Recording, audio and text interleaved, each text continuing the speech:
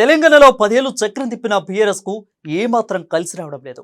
మూడోసారి ముచ్చటగా విజయం మాదే అని భీకర గలం వినిపించిన గులాబీ స్వరం ప్రస్తుతం మూకమైంది. అసెంబ్లీ ఎన్నికల్లో ఘోర పరాజయంతో ఆ పార్టీ కుదేలైంది. దీంతో తమకు ఇంకా పార్టీలో మనుగడ లేదని భావించిన గులాబీ సైన్యం చెట్టుకొకరు పుట్టకొకరులా వీడిపోతున్న వేళ కారు పూర్తిగా ఖాళీ అవుతుంది.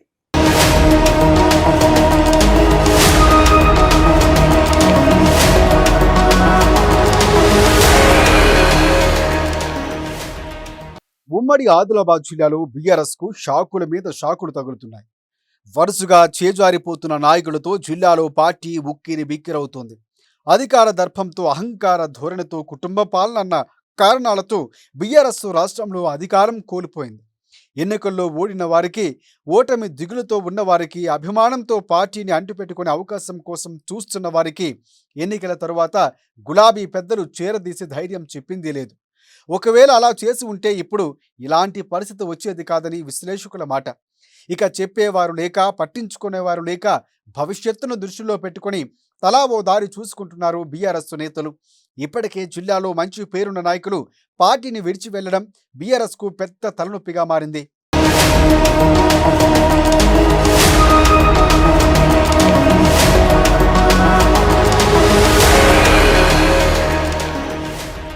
ఇక ఇప్పటికే జిల్లాలో డీలా పడిన పార్టీకి ఇద్దరు కీలక నేతలు గుడ్ బై చెప్పారు.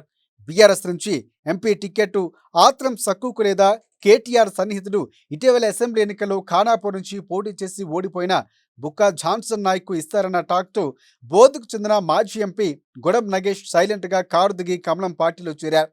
ఢిల్లీలో ఆ పార్టీ రాష్ట్ర ఇన్ఛార్జు తరుణ్ చుగ్ సమక్షంలో కాషాయ కండువా కప్పుకున్నారు. దీంతో ఇక్కడ బీజేపీ నుంచి టికెట్ ఆయనకన్నా ప్రచారం జరుగుతోంది.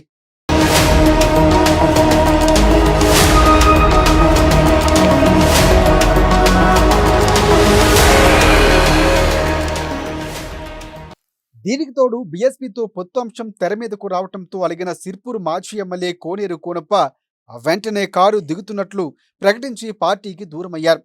సిర్పూర్లో తన ఓటమికి కారణమైన బీఎస్పీ రాష్ట్ర అధ్యక్షుడు ఆర్ఎస్ ప్రవీణ్ కుమార్తో కేసీఆర్ చర్చలు జరపడంతో ఒకంత అవమానం, ఆగ్రహానికి గురైన కోనేరు కోనప్ప కాంగ్రెస్ వైపు చూస్తున్నారు.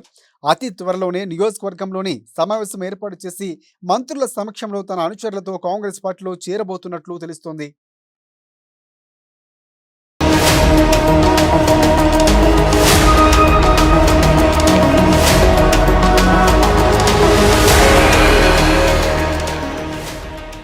రానున్న పార్లమెంట్ ఎన్నికల్లో ఇప్పటికే 17 స్థానాలను నలుగురు ఖరారు చేసిన ఆ పార్టీ మిగతా స్థానాల్లో అభ్యర్థుల ఎంపికపై ఆలోచనలు పడింది.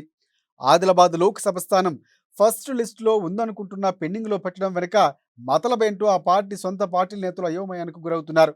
ఏది ఏమైనా ప్రస్తుత పార్లమెంట్ ఎన్నికలు బీఆర్ఎస్కు పెద్ద సవాలే అని చెప్పాలి.